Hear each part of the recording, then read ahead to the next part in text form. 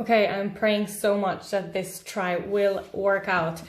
Thank you so much for those who sent me questions. I was working initially with a notebook that was not so comfortable, so I wrote myself everything I wanted to talk about on the computer. So I'd like to also add that once I post the video, I will also put a text that comes with it that has all the names that I will mention in my answers, so that you don't have to try and write down everything or guess how to spell some of the stuff. All right, first question. It also divided kind of two topics. So it starts with everything that goes directly after school, and then a lot of stuff about agents, and then some extra stuff in the bottom. And first question, what is the next step after school? I find that a very big question that I need to ask is where you are geographically. So usually after you finish your bachelor or a master, depending on what kind of voice type you have, you'd like to continue to do a studio program. So almost every big house in Germany has a studio program that includes Frankfurt, Berlin, I think all the houses, Munich, Düsseldorf, Dresden, really all of them. And many of the small houses also have studio programs, and that also includes big and small houses in France, in the UK, and in Austria, of course. So all you have to do is go online to the websites of the opera houses that interest you and check when they have available auditions for their studio programs and what voices they need for that specific season, because not every season they would add a full ensemble to their studio.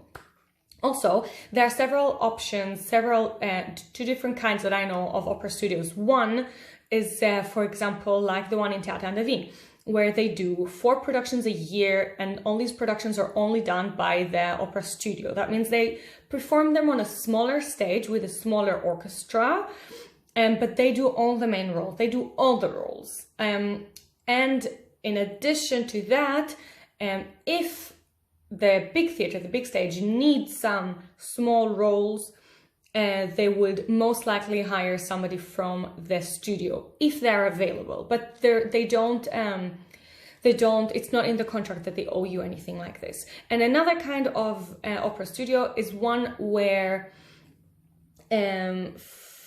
well, most of them are like this, Hamburg, Frankfurt, where the people from the studio do small roles on the main stage, but very small roles, like, for example, Papagena, Fosquita Mercedes, of course, I only know the soprano stuff.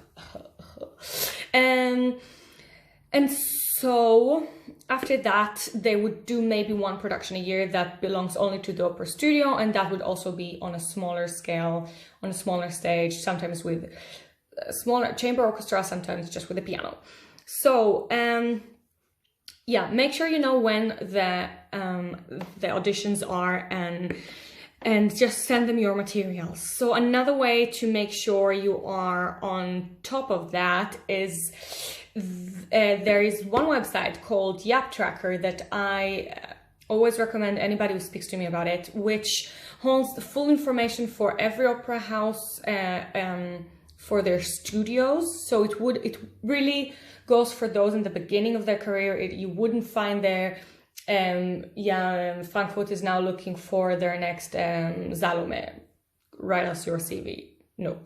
But definitely for opera studios, also for almost every competition in the world, and so many workshops. Also on a very much smaller scale, you could also find a job if you are a coach, a pianist, sometimes a conductor, but really mostly singers. So this specific question came from a non-European who is 26 years old and is not me.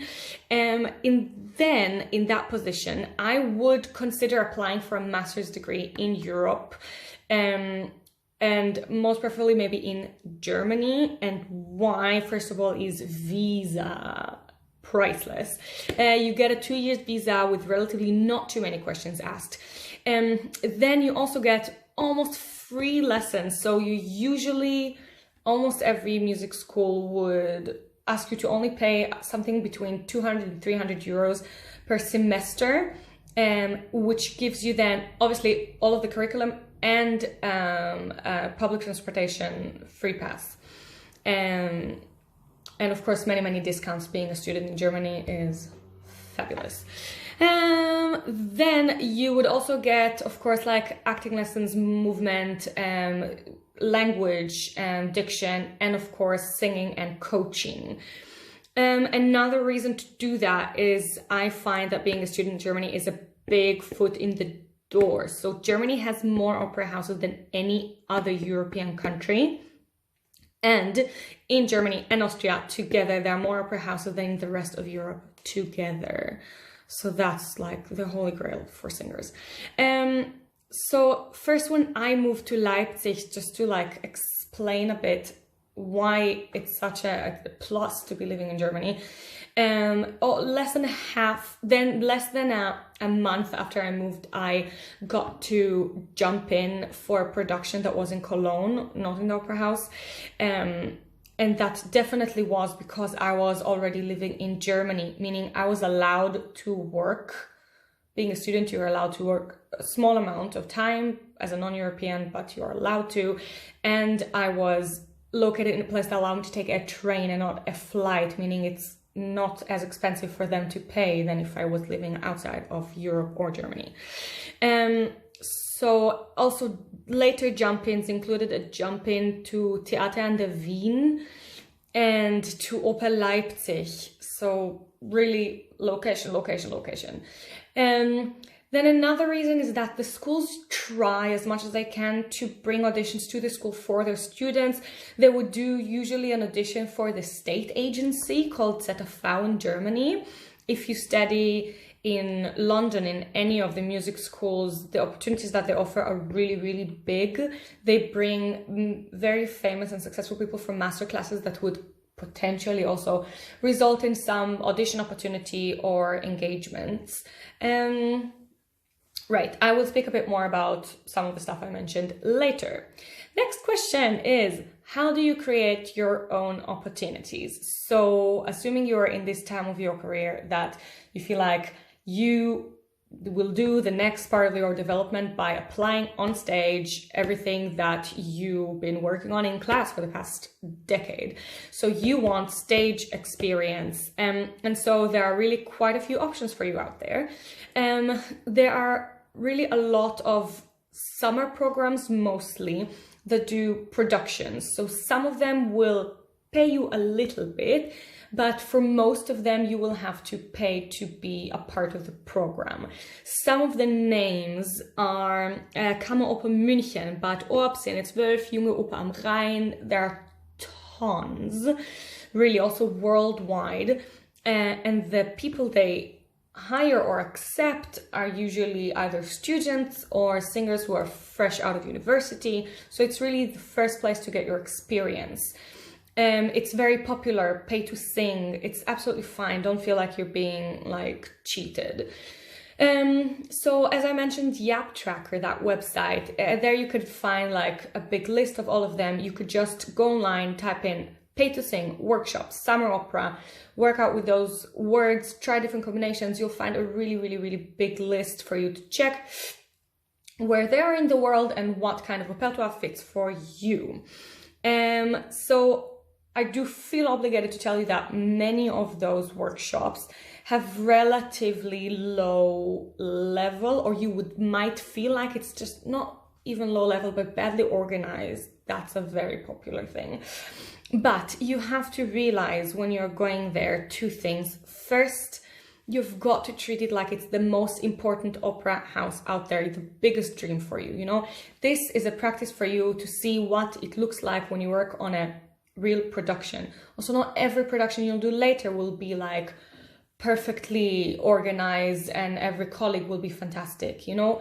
Practice, take it as an opportunity. And secondly, remember why you went there. You wanted experience to do the stuff that you couldn't do in school. You wanted to debut roles that are important for the rest of your career. And you're doing exactly this. This is wonderful. This is exactly what you wanted. Take whatever you could possibly get from there. And believe me, you will get some stuff, even if it's not well organized. Yeah, development really, it's everywhere. You learn from everything you do be a good colleague. Very important. How do I market a program? So if you'd like to perform something that isn't exactly available for you, create your own. Fabulous. It can of course be a leader program, but not only. Just be creative, whatever you want. When you want to get other people on board so that they let you perform your program in their venue, you have to be able to explain what your program is and why it belongs in their festival or party. Yes, party. Build a program, try recording at least one piece that you can show whoever you are speaking to what they will be getting, and start making calls and sending emails. Check what festivals are in your area. They don't have to be very big. Get your program, for example, to a monastery or pubs in your town, or even advertise yourself to perform your program in somebody's house. You can ask your teachers if they know of anybody or recommend you anybody where that might fit. Usually these programs are perfect for smaller venues. I do have to tell you though, it was never really my thing, so I don't have too much experience about it. So if you watch this and you feel like you have something to add that others might benefit from, please tell me. I will add it on the written part, on the written text that comes with this video. I can edit it later, no problem. All right. Next, do you know any programs for contemporary music? So I contacted 3 musicians that I really appreciate for an answer. One of them is unfortunately infected with corona, and she really excused herself, but she apologized, but she had no energy to really think about this topic right now. Really horrible. Like, she went to France to work on a production. Production is cancelled. She's infected with the virus. She's not around her family or the surroundings that she knows usually. And then she's also stuck at home. She's slowly but surely getting better, and she's not, she doesn't have to be in the hospital at least, but poor you.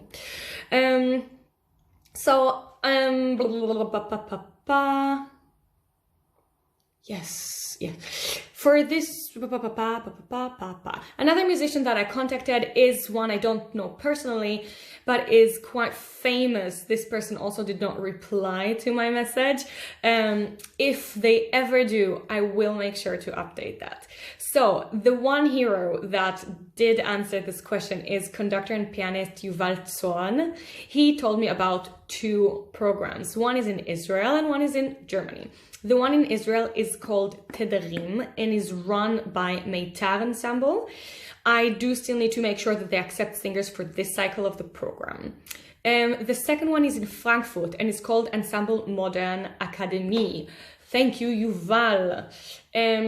So I would also urge all of you, if you're interested in that, to Google contemporary music workshops. I did exactly this and found several names in the States and a few in Germany. I do not mention their names now because I don't know anything personally about them, and I didn't hear anything about them from a first source. But if you do that, look on their alumni and look what composers and teachers are a part of their program. If you wonder about a specific program or a specific thing, you can just contact me and I will be very happy to help you try and realize if this is indeed the right program for you.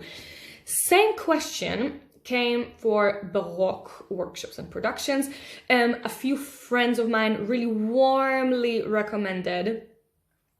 One is Ensemble Orquestra in London. They do a lot of Baroque and a lot of Mozart. You can go online and check what they do.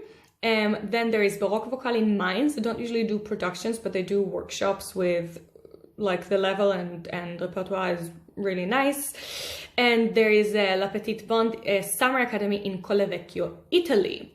Mainz is in Germany, by the way. So now we get to a very nice topic that I got many questions about, and that's agents. So is this a good time to send your material to an agent? Yeah, you found yourself with a lot of time on your hands and you'd like to be productive about it. Unfortunately, the answer for that is no. I talked to my own agent about it. Definitely prepare your stuff right now that you have it already, but she said no because Many of the agents have their employees on half time, and because the borders are closed, none of them know when will be the next time they'll be able to invite you for an audition or to come listen to you sing. So they don't want things really piling up. It will just be too much, and it's not so smart. You want to do something when it's time to act. So wait a little bit when borders are open, when things relax a little bit. Definitely send your stuff throughout the year, by the way. Don't wait for the audition season. What is the audition season? Usually in the beginning of the season. So anytime between like September, October until Christmas. Usually opera houses think of the programs for the next season or the next couple of seasons, and they would start auditioning people. Then agents might have a bit more work, a bit more audition opportunities for you. So let's say you sent something to an agent in June and they said, let's stay in touch, and they haven't stayed in touch. Then you can remind them who you are again around September, send them new recordings, tell them about like the engagements that you had in those months. Yes, so now the biggest question I think of them all is, how do I find an agent? And this question also repeated. So there are so many agencies out there, and you don't know how to choose who to spend your time sending your material to. So my best advice would be to Google the names of the singers that you really appreciate and see who their agents are. But I would also say this, don't only check like the most famous singers, because their agents probably wouldn't take singers who are freshly out of school or just generally beginners, and would only hire singers who already proved themselves as working for a while or who won major competitions. So also check your own colleagues, those who graduated a couple of years before you are now working, which is generally singers who are more in the beginning of their way, and send your material to these agents. I would definitely say have a list of a few agents. Don't only pick one, some that seem like they might be good for you, because you might not get invited or taken into the agency in the first try, but really do not worry about it, just keep going until you find somebody that believes in you and think they can do very good work for you. Right, also once you got some names of agents, go on their website, look who else they represent. Maybe you even know some of the singers and you could ask them directly how they feel about the work of their agents. And also ask around. Cannot stress this enough. Always ask any person you work with and appreciate if they could recommend somebody to you, and if you may but really ask for permission if you may mention their name while writing to that person. You should also know that some people have several agents working for them. A reason for this is one, some agents would be responsible for different countries, one Italy, one Germany and Austria, one like more in the States, East Europe, like this. And another reason that this might happen is usually for singers who are really trying to take as many opportunities as they can to audition. So either singers who are more in the beginning of their career, or singers who are new to a certain area geographically of the opera world. And my agent once explained to me why she usually prefers to sign exclusively. And that's because if, for example, another agent will try to get me, let's say, into a certain opera house, and the two agents don't know what the other one is working for, and then let's say I get a job in this house, which one of them will get the commission? That's a very, very, very fair explanation. They do need to earn their money.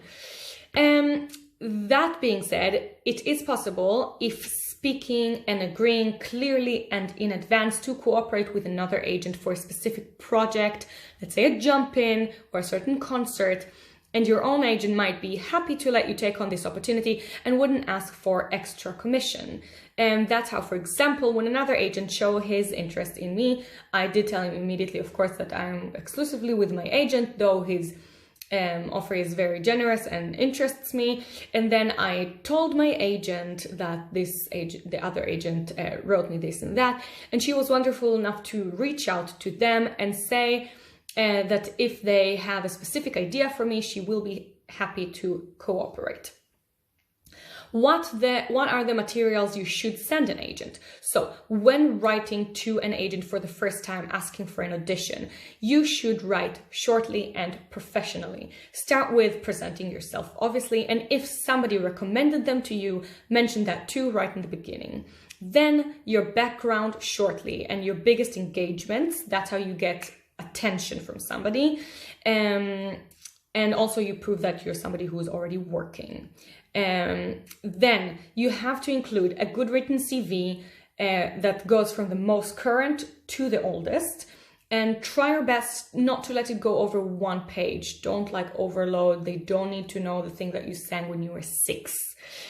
Some people do their CV written in paragraphs, more like you'd see it in a concert program, in a Programmheft. I really much prefer the American way, that is very clearly divided into topics, dates, names, and so on. I love how clear it is in the eyes and how easy it is to find exactly the detail that you might be looking for. Then maybe, and most importantly, is a recording, which is really not such an easy topic, but there are a few more questions about that. So let's continue directly. Should a recording be from a concert or from a production? So when writing to an agent, the most important thing is that the recording is good. Many times the quality of an opera recording is not so great, doesn't necessarily show your face enough, only is from very far away, capturing most of the stage. If you have another option, I would not then recommend sending such a recording. If you are an expressive singer, a recording from a concert should be very much able to show that too. Like, I know a production is very exciting, but an agent does not have to see that you are able to cry on stage in order to invite you for an audition. Point is, it doesn't matter that much. Just send a good recording. If both options are good, just choose the one that you are more excited when you listen to it. I also feel that seeing your face clearly is very important. 1 or 2 videos. I would always recommend 2 arias and preferably 2 contrasting ones. If you only have 1 good recording, that can also be okay. So for example, if the next time you have an opportunity for a recording session or recorded concert is in 6 months, but you feel like other than this is the time for you to start auditioning, send 1 and say you will be happy to send more once you've done them, and mention more or less when that would be. Now, a very important thing for you to remember is know who you are sending your materials to. Don't send the same email to every agent out there. And of course, there is the obvious, like if you're a conductor and a singer, you need 2 different CVs and depending what you're looking for. But I also mean some agents have different specialities. They have, some of them, many contacts, for example, in the concert world. So if Lieder and concert is something that is interesting to you, make sure to include a relevant recording. And if an agent has nothing to do with contemporary music, then for example, don't send them the last John Cage recording that you did in a concert. And then somebody asked beautifully if she should send 2 Baroque recordings, considering that this is what she does best and loves the most, or if she should include another recording in order to send a diverse application. So my answer for this is, if what you're interested in is Baroque, then is a regular opera agency even worth for you to apply for? Apply for. If you think you love Baroque most, but also would fit perfectly in the Rossini and Mozart repertoire, then make sure to add at least 1 recording that shows that as well. Yeah, keep in mind that not many agents have enough contacts in the Baroque world. If you're applying for an agency that you know can do a lot for you in this part of the field though, then of course send 2 Baroque arias. But if the agency is, for example, like my agency, that is a normal one for opera and has some but really not too much contacts in the Baroque world, then I would really make sure to send something that isn't only Baroque, because they might just feel, listen, we don't have too much that we can help you with, maybe this won't work between us. How did you meet your agent? Like, how did I meet my agents? So, a sip of water.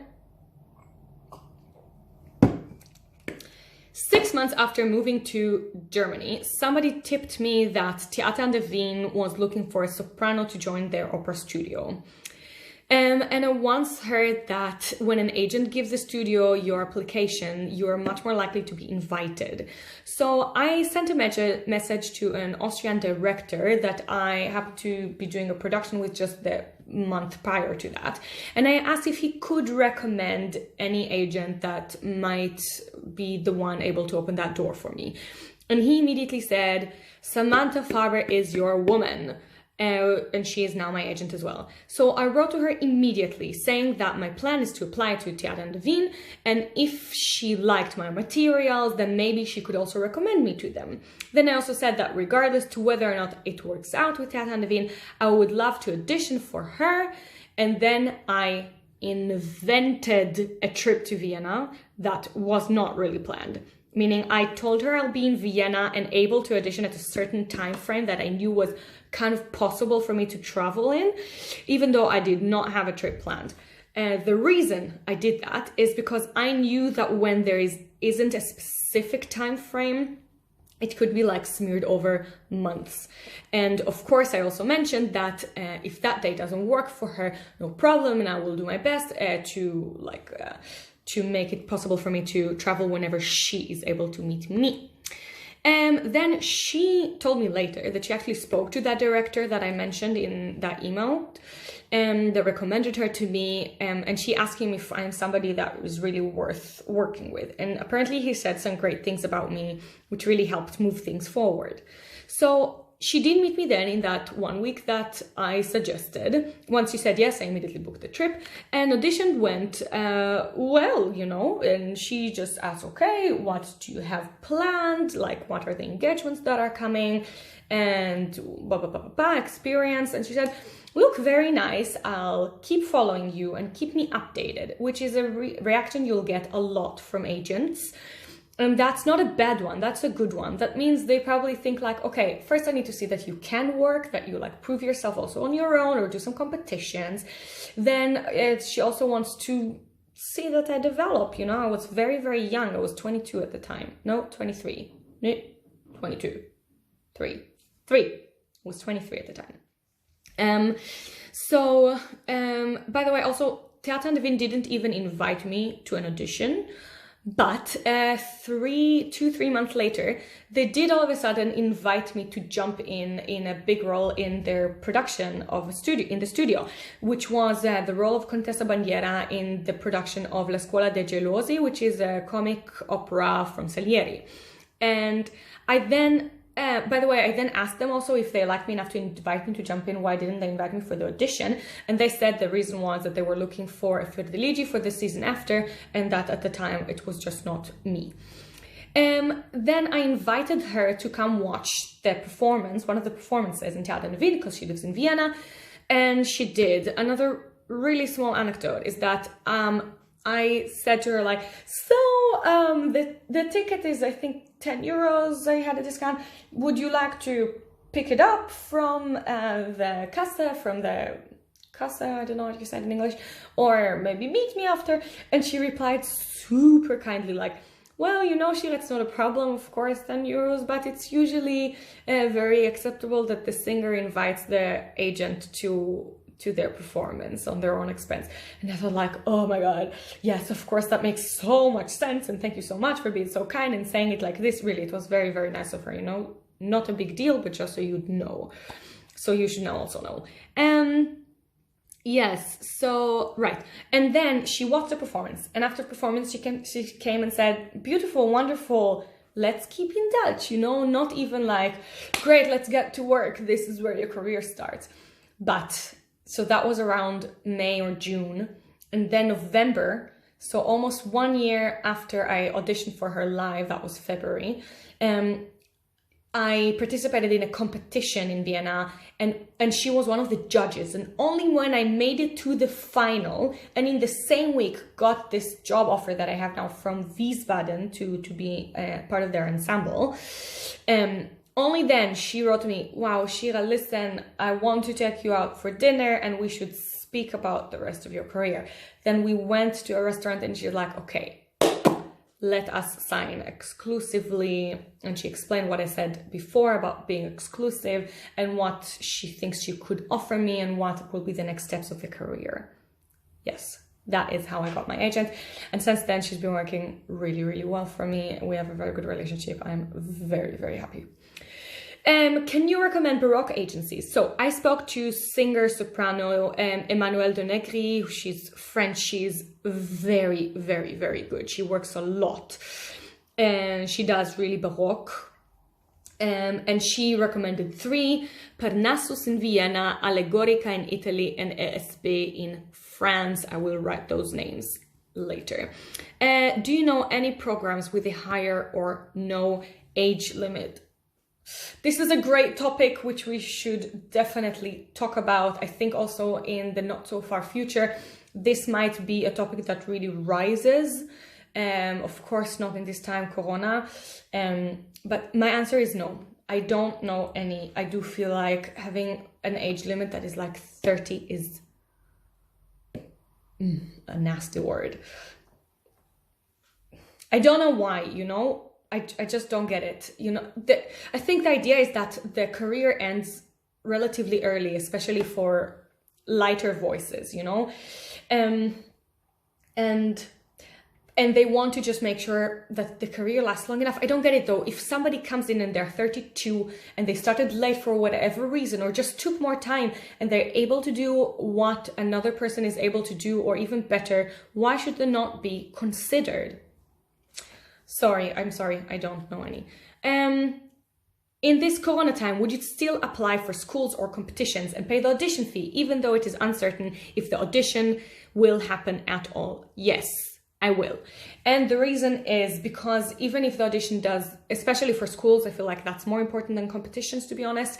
If you apply for school and the audition does have to be postponed, your application will still be considered, where maybe if they postpone it, they will not reopen it, but only take under consideration the applications that arrived within the time frame that it gave originally. About competitions, I was supposed to do a competition a week ago that was, of course, cancelled or postponed, not clear yet, and they told us that our pre-screening, whoever passed the pre-screening is of course they are considered to have passed that also for whenever they do that later. And one competition also gave their money back. I don't remember their name. Yes, I would. Maybe I would not do it with the smallest competitions, because they might have less money and might say like, no, sorry, this is the application fee and this we don't give back. And again, next question. In a day of a big rehearsal or a performance, do you still practice?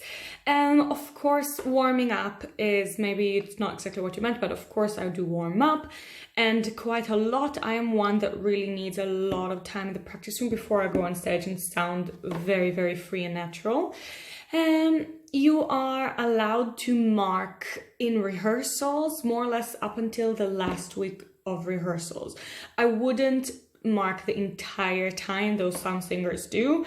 But you are definitely allowed to. So being fest means that sometimes you're rehearsing and performing several pieces in the same time. So if there is one day where in the morning I have to sing one piece and then in the evening perform another one, nobody would say a word if I mark that day, for sure.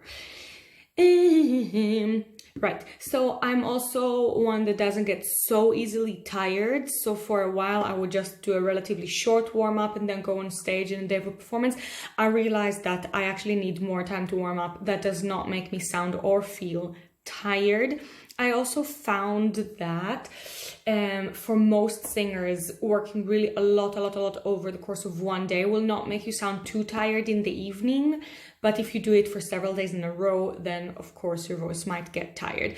But really, just try for yourself. You can't really know until you try, and this is where experience tells you what your body wants and need, and every voice and every body reacts differently. But that's just me, how it works for me.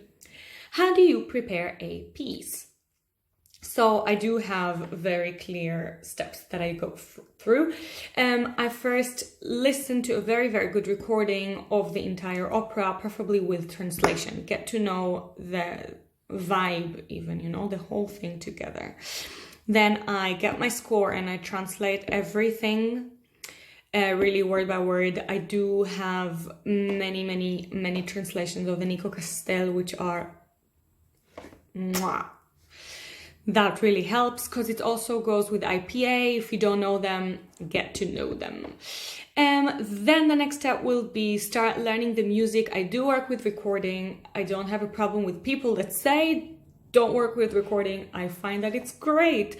It helps you learn much faster. If you listen to a very good recording, you get some nice ideas, and you really do learn so much by copying. I don't think that's a problem, though in the end, I rarely find myself doing the same thing that I heard in a recording, just because once it's for me the first step to learn the music, but once I bring it to the practice room and work with the coach, we decide what the music is, and in the end you come to rehearsal and there is a conductor and they have their own view, and then you create something all together. So I love working with a recording. I find it such a helpful tool. Right, so I learn a bit with a good recording just to get the music in my ears. Then I sing through it alone in the practice room, and then I see a coach that helps me get it in the body, and really we work on music. I keep on practicing. Then I do try my best to see a voice teacher to work on the parts that are most difficult. Unfortunately, it doesn't always work for me to see a voice teacher every week or every couple of weeks, but I do as much as I can. Got any tricks for learning coloraturas? Yes, slowly. Disassemble them into groups and sing them in perfect legato, and notice where your body wants to make changes that are unnecessary. I would find myself like, my tongue is like my biggest issue ever. It would pull back, it would want to change stuff, and then when doing it fast, this is the thing that would take the most energy away from me and will make me stuck before the end of the coloratura. So once doing this and slowly, gradually, like getting the tempo faster, then you make sure that your body knows what to do, because it does it slowly and then it stays doing the same thing when doing it very fast. Yes, so learn how to be economical and not to lose so much energy and where the sentence goes to. And now I would immediately send you to listen to the video of Vivica Genot, French. She explains exactly how to, she's amazing. I will refer you to a video where she really explains how she sings coloraturas and how to work on them. And then I would also follow Shahar Lavi, who's a good friend and is incredible. And she will soon enough upload a coloratura challenge to National Theatre Digital. She told me about. Sounds exciting. Yeah. Okay. A very, very good question. Uploading things to social media freaks me out. What could I do to feel like I'm not being left behind? Brilliant question. Okay, I do assume you all know it, but hearing it again does not hurt. You really don't have to use social media to be a successful musician or to be a part of this world. We made that clear. Good. I'd say that's the best way to deal with social media and fear of missing out, FOMO, is to just not take it so seriously. social media is not our main job, you know, it's a tool for communication and exposure, which is really great with idea by idea, but really if you cannot find a way to enjoy it, then it's just not worth it. So see if you're able to find a way when you share anything to tell us why you like it or why it makes you happy to share it, you know? And in this way, the energy you will spread to the world, you'll find out all of a sudden that this energy is affecting you as well. And another trick that's my boyfriend, who is also a singer, he suggested that if you share something, you might feel better if it's, at least in the beginning, to try it out, something about a project that you are a part of, or things that were not made by you at all, but you share your thoughts about them. And many times that's really extremely interesting for people to read, and because it will expose us to stuff that we don't really know yet, and also we'll get to know you better, what you like, what your thoughts are. The main thing is really to lighten it up. If it feels so heavy on your chest, it's just not the right way to do it. Yeah, we're actually not as important as we might think, which is, I guess, a very, very, very good thing, I believe, because it makes you realize that if you fuck up, it's just not that meaningful, you know? And that's social media. That's even less important than the actual deal. But I tell you, I really messed up a couple of times throughout the 3.5 years that I'm in Germany. And look, the career still goes on. Some things might feel like they're at the end of the world. They are not. We are really not important enough to be unforgiven. And yeah, nothing is 100% free of mistakes, right? And it's not going to ruin your career or life. So play with it, try some things and see how you feel. You need to just be mindful about it. Check with yourself what it really feels like, and try to find a place you can enjoy it, but also allow yourself to realize that what works for many people might not work for you, and that is completely okay if you feel like you need to leave this behind you and not take part. Yes. Oh my God, are we in the last question? We are in the very last question. Woo! So, long distance relationships. How do you do them? All right. So when Lars and I first started dating, he moved to London almost immediately, and I was already working in Wiesbaden. So when he came back to Leipzig, which is Germany again, but that's still 4 hours away from Wiesbaden. So basically our entire relationship is some sort of long distance relationship. So I'd say I have a little bit of experience with that. So the first thing, you need to know that it is possible to make it work. People do it all the time, and more than anyone, I guess, musicians. So yeah, I also do feel that it gets a lot easier with time. Somehow you get used to it, and it doesn't get so devastating not seeing your partner for a little while longer, and just the bumps along the road, they feel like, okay, I can deal with them. It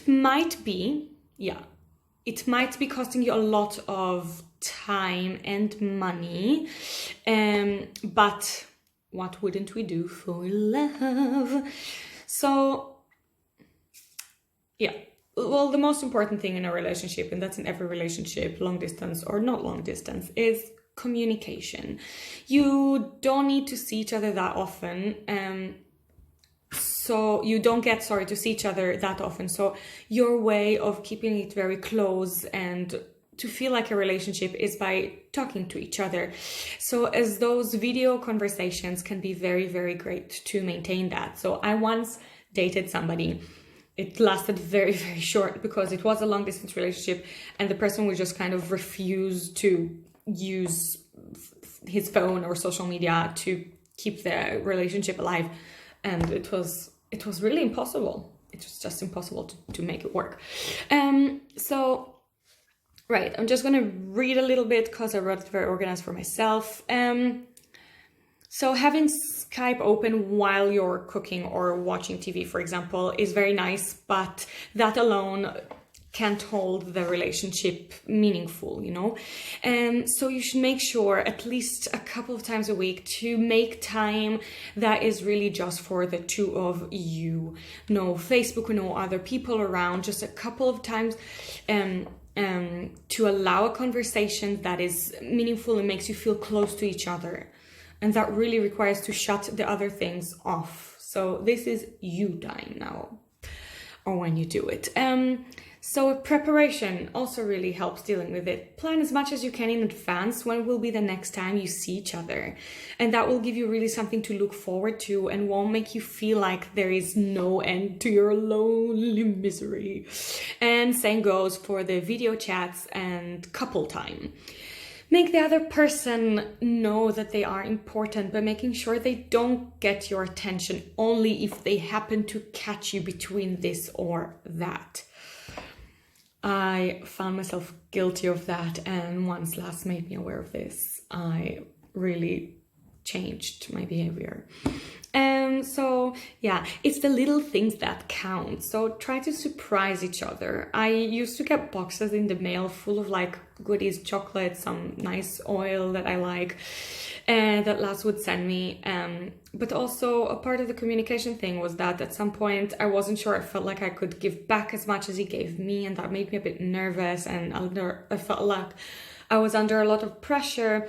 So I told him and asked him, you know, to take it down a notch for a while, which, you know, in the beginning of a relationship, it wasn't such an easy thing to hear, but very quickly that was clear that it's in order to make us able to bring it to a good point, you know, it's all for the best, like really. Right. So if something doesn't feel right, you do have to tell your partner, because do not fool yourself if you don't see each other in person that you will not resent them, because you will resent them. So say what you really, really feel. You will, yeah, it will affect your relationship. So once I also went to London to surprise him, and it was quite priceless because it was very exciting waiting in the restaurant, and then he arrived and I ran outside and was so shocked. And once we came back inside after like calmed down a bit, there was a table of like really old people, I guess 10, 12, 15 of them, who just clapped for us. And it was so lovely. And it crossed my mind that maybe they thought I just proposed. But regardless to what they thought, I really love having this memory. And yes, another thing is that sometimes one of you will have either more money or more time than the other. So if the goal is to see each other and just be together, it doesn't really matter who had to pay more. You don't have to, you know, make combinations. Don't think about it too much. Just be happy that you can see each other. Remember that sacrifices have got to be made, and for sure some time will not be easy, but think about it like this. What's 1, 2, 3 years in comparison to the rest of your life, you know? Assuming that this question did not freak you out, if it did, maybe think if this is exactly the right relationship for you. If it did not freak you out, then you are in a very good spot and you can definitely keep pushing it forward. It's worth it.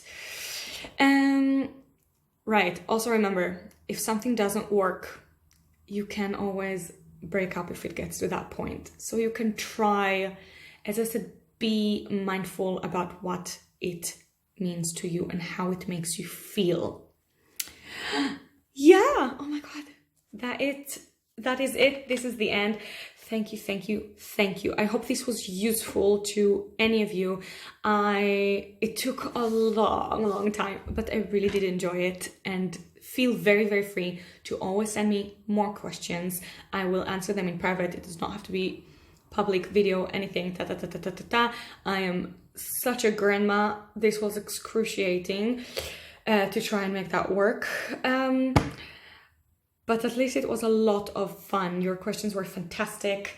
And the more experience I have, the more I will be able to help. So, bye.